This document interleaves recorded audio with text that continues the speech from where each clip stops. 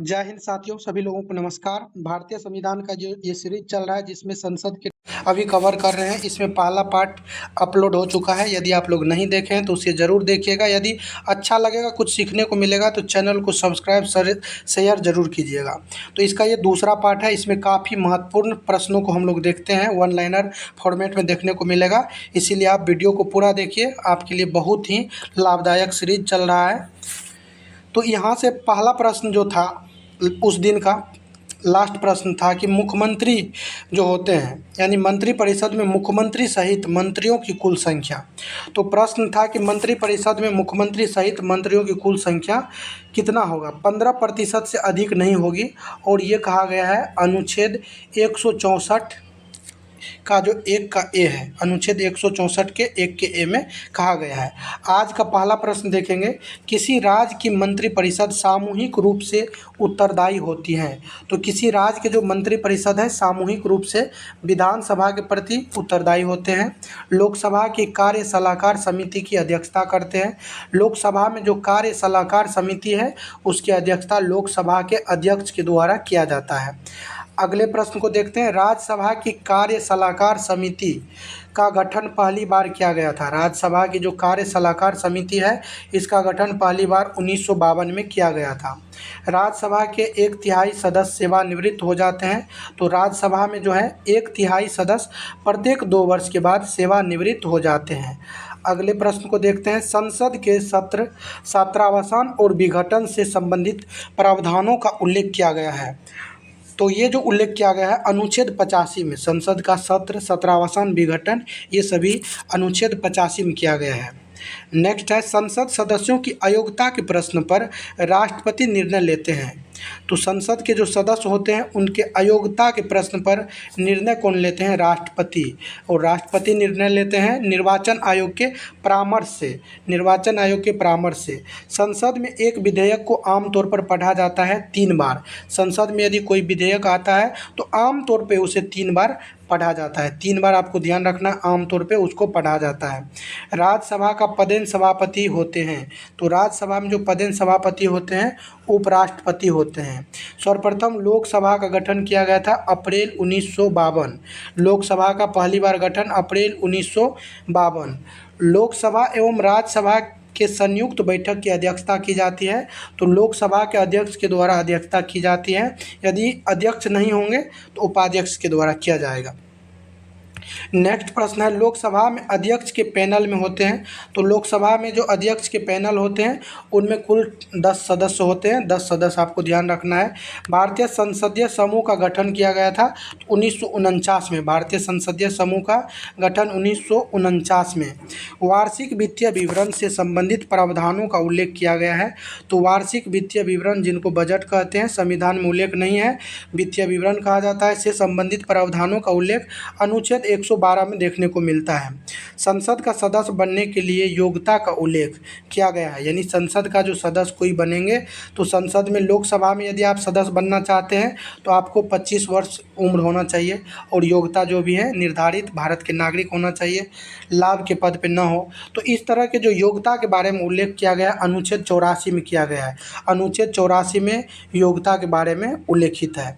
Next है, भारतीय संविधान के अनुच्छेद 75(3) के अनुसार मंत्रिपरिषद सामूहिक रूप से उत्तरदायी होंगे लोकसभा के प्रति। काफ़ी महत्वपूर्ण प्रश्न है। सामूहिक रूप से लोकसभा के प्रति जो है उत्तरदायी होते हैं। अनुच्छेद 75(3) आपको ऐसे याद रखना है, 75(3) याद रखना है। और व्यक्तिगत रूप से जो होते हैं राष्ट्रपति के प्रति उत्तरदायी, और इसका उल्लेख किया गया 75(2). तो आप ऐसे याद रख सकते हैं कि व्यक्तिगत मतलब क्या है, एक दूसरे के प्रति उत्तरदायी, यानी मंत्रिपरिषद राष्ट्रपति और राष्ट्रपति जो है ऐसे याद रखना आपको। व्यक्तिगत मतलब एक दूसरे। तो 75 के 2 में जो है व्यक्तिगत रूप से उत्तरदायी के लिए ये इसका किया गया है प्रावधान। और सामूहिक रूप से मतलब 2 से अधिक 75 के 3 में किया गया है। अगले प्रश्न को देखते हैं। धन विधेयक को राज्यसभा में पेश नहीं किया जा सकता है, इसका उल्लेख किया गया है अनुच्छेद 109 के 1 में। धन विधेयक को राज्यसभा में पेश नहीं किया जा सकता है और इसका उल्लेख है अनुच्छेद 109 के 1 में। कहाँ करेंगे? तो लोकसभा में। संसद के प्रत्येक सदन के लिए अलग अलग सचिवीय कर्मचारियों का प्रावधान परिभाषित किया गया है। तो संसद के जो प्रत्येक सदन है उनके अलग अलग सचिवीय कर्मचारियों का प्रावधान है अनुच्छेद 98 के 1 में। लोकसभा की संरचना संबंधित है अनुच्छेद 81 में। सरल मतलब याद रखना है आपको, 100 से संसद 79, राज्यसभा 80 और लोकसभा 81 में है। धन विधेयक के संबंध में परिभाषा और प्रावधान शामिल है। धन विधेयक के संबंध में जो है परिभाषा और प्रावधान अनुच्छेद 110 में दिया गया है। भारत के संविधान में संसद के अनुच्छेदों की चर्चा की गई है। भारत के जो संविधान में संसद के अनुच्छेदों की चर्चा अध्याय 2 में है। संसद से संबंधित जो अनुच्छेद हैं वो चर्चा है अध्याय 2। नेक्स्ट है संसद के सत्र, सत्रावसान और विघटन का उल्लेख किया गया है अनुच्छेद 85 में और 84 में योग्यता है संसद के सदस्य के लिए। भारतीय संसद में कामकाज हिंदी या अंग्रेजी में किया जाएगा, इसका उल्लेख है 120 का 1। काफ़ी महत्वपूर्ण है। भारतीय जो संसद है कामकाज हिंदी या अंग्रेजी में किया जाएगा, इसका उल्लेख है 120 के 1। 120 का 1 आपको ध्यान रखना है। व्यापार, वाणिज्य और समागम पर प्रतिबंध लगाने की संसद की शक्ति दी गई है। यानी व्यापार, वाणिज्य और समागम जो है इस पे प्रतिबंध लगाने की शक्ति संसद के पास है, अनुच्छेद 302 के माध्यम से इनको दिया गया है। राज्य परिषद की संरचना निर्दिष्ट है तो अनुच्छेद 80 में। अनुच्छेद 80 में जो है राज्य परिषद की संरचना निर्दिष्ट है, राज्यसभा आपको ध्यान रखना है। अगला है संसद को कानूनों के बेहतर प्रशासन के लिए अतिरिक्त अदालतें स्थापित करने का अधिकार है। यानी संसद को जो है कानून के बेहतर प्रशासन के लिए अतिरिक्त अदालत स्थापित करने का अधिकार है अनुच्छेद 243 के तहत। नेक्स्ट है भारतीय संविधान के किस अनुच्छेद में द्विसदनीय संसद का प्रावधान है? अनुच्छेद 79 में। द्विसदनीय जो संसद है तो संसद का प्रावधान है 79 में। एक धन विधेयक जो भारत की संचित निधि से धन की निकासी या विनियोग की अनुमति देता है। यानी एक धन विधेयक जो भारत की संचित निधि से धन की निकासी या विनियोग की अनुमति देता है, इसका उल्लेख है। इसको क्या कहते हैं? विनियोग विधेयक, इसको कहते हैं विनियोग विधेयक। चलिए नेक्स्ट पेज में चलते हैं। तो यहाँ जो है पहला प्रश्न है, स्वतंत्र भारत की लोकसभा का पहला सत्र आयोजित किया गया था। तो स्वतंत्र भारत की लोकसभा का पहला सत्र जो आयोजित हुआ था 13 मई 1952। 13 मई 1952 को आयोजित किया गया था। 3 मई 1952 को गठन हुआ था, लेकिन सत्र का आयोजन 13 मई 1952। संसदीय समितियों के संबंध में एक मंत्री सदस्य नहीं हो सकता है। तो संसदीय समितियों के संबंध में एक मंत्री किसका सदस्य नहीं हो सकता है? तो ये लोक लेखा समिति का नहीं हो सकता है। नेक्स्ट है सर्वोच्च न्यायालय की सहायक शक्तियाँ निर्धारित की जाती है। सर्वोच्च न्यायालय की सहायक शक्तियाँ भारत की संसद द्वारा, सर्वोच्च न्यायालय की सहायक शक्तियाँ निर्धारित की जाती है किसके द्वारा? भारत की संसद।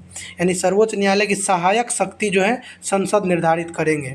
वार्षिक बजट लोकसभा के समक्ष प्रस्तुत किया जाता है। तो ये वित्त मंत्री के द्वारा बजट प्रस्तुत किया जाता है प्रत्येक वर्ष फरवरी में, लास्ट वीक में, यानी 28 फरवरी को करते हैं।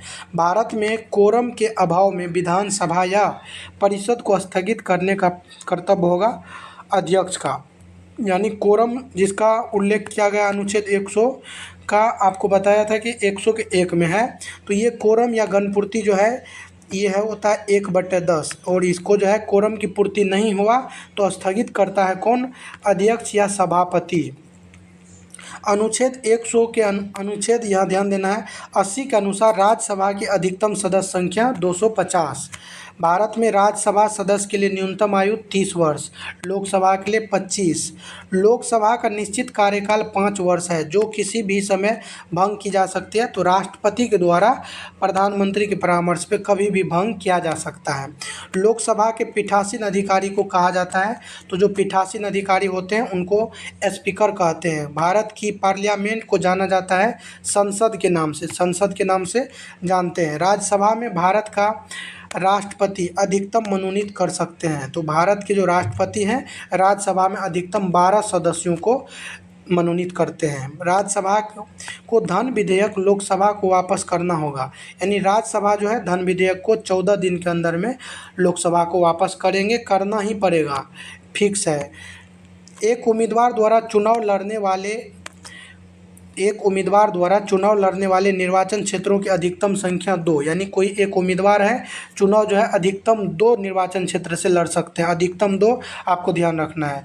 सर्वप्रथम लोकसभा का गठन किया गया था 17 अप्रैल 1952, ये लोकसभा का है, 17 अप्रैल 1952 गठन किया गया था सर्वप्रथम। और राज्यसभा जो है 3/1952 आपको याद रखना है। राज्यसभा के सदस्यों का कार्यकाल होता है, तो राज्यसभा के जो सदस्य होते हैं 6 वर्ष के लिए होते हैं। भारत में प्रथम बार प्राक्कलन समिति, प्राक्कलन 50, ऐसे आपको ध्यान रखना है, प्राक्कलन 50, प से प्राक्कलन, प से 50। संसद शब्द संदर्भित करता है राष्ट्रीय विधायिका को। संसद शब्द जो है ये किसको संदर्भित करता है, तो राष्ट्रीय विधायिका को।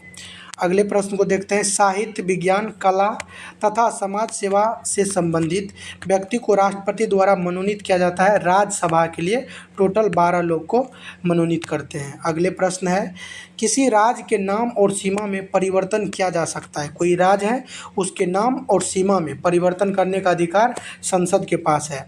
संसदीय प्रणाली में राष्ट्रीय स्तर पर सरकार का नेतृत्व किया जाता है, तो सरकार के नेतृत्व में होते हैं प्रधानमंत्री एवं मंत्रिपरिषद। नेक्स्ट है, तारांकित प्रश्न, अतारांकित प्रश्न, अल्प सूचना प्रश्न संबंधित है तो संसदीय कार्यवाही से। संसदीय जो कार्यवाही चलते हैं सत्र, उसमें तारांकित प्रश्नों की संख्या 20 होती है, आपको ध्यान रखना है।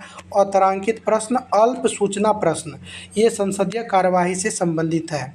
भारत की सर्वोच्च विधायी संस्था, जिसे देश के लोकतंत्र का मंदिर कहा जाता है, ये है संसद। नेक्स्ट है, लोकसभा में केंद्र शासित प्रदेशों का प्रतिनिधित्व करने के लिए सदस्यों की संख्या सीमित है, तो लोकसभा में केंद्र शासित प्रदेश से जो है 20 सदस्य आएंगे, 20 सदस्य केंद्र शासित प्रदेश से। सदन के समक्ष किसी मामले पर बहस को समाप्त करने के लिए एक सदस्य द्वारा प्रस्तुत किया गया प्रस्ताव समापन प्रस्ताव कहते हैं। नेक्स्ट है, किसी राज्य में विधान परिषद को समाप्त करने या बनाने की शक्ति, तो विधान परिषद जो है अभी वर्तमान में कुल 6 राज्य में है, तो इसको बनाने या समाप्त करने की शक्ति है संसद के पास। भारत की संसद को विभाजित किया जाता है 2 सदन में, उच्च सदन और निम्न सदन। नेक्स्ट प्रश्न है, विधायिका में मंत्रियों की सदस्यता नाममात्र तथा वास्तविक कार्यकारी की उपस्थिति विशेषताएं हैं संसदीय सरकार की, यानी विधायिका में मंत्रियों की सदस्यता नाममात्र तथा वास्तविक कार्यकारियों की उपस्थिति की विशेषता है संसदीय सरकार की। चलिए ये प्रश्न अब नहीं देखेंगे, क्योंकि अगले जो पार्ट तीसरा आएगा उसमें इस प्रश्न को देखेंगे। यहीं तक रखते हैं। यदि आपको अच्छा लगा होगा, कुछ सीखने को मिला होगा, तो सब्सक्राइब कर लीजिएगा और वीडियो को लाइक कर दीजिएगा। वीडियो को पूरा देखने के लिए सभी लोगों को धन्यवाद।